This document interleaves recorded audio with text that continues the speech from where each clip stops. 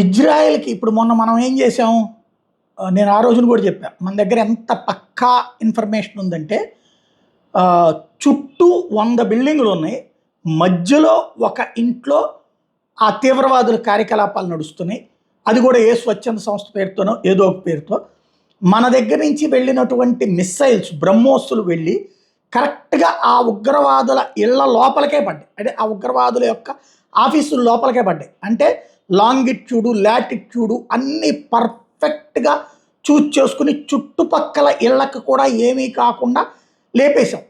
దాన్నే ప్రపంచం ఆశ్చర్యపోయి చూసింది. ఎందుకయ్యా అంటే అది ఎవరి వల్ల సాధ్యం కదా. ఈవెన్ అమెరికా ఇజ్రాయెల్ కూడా అమెరికా చేసే అటాక్స్లో కూడా అన్నిటి మీద కలిపి చేసేస్తుంది. ఈవెన్ ఇజ్రాయెల్ కూడా చాలాసార్లు అట్లాగే చేసింది. కానీ ఈ దఫా ఇరానియన్ కమాండర్ ఇంటి యొక్క బెడ్రూమ్ లోపలికి డ్రోన్ వెళ్ళింది. ఇక్కడ అసలు అంశం ఈ కనబడుతున్నటువంటిది ఉంది కదా, ఇది అక్కడ ఉన్నటువంటి ఒక కిటికీ లాంటిది, దాంట్లో లోపల నుంచి వెళ్ళి ఇదిగో పేలిపోయిన తర్వాత వచ్చినట్టు. అంటే అంత డీప్గా అడ్రస్తో సహా తెలియడం అన్నటువంటి పాయింట్ ఇక్కడ చర్చకి తావిస్తోంది.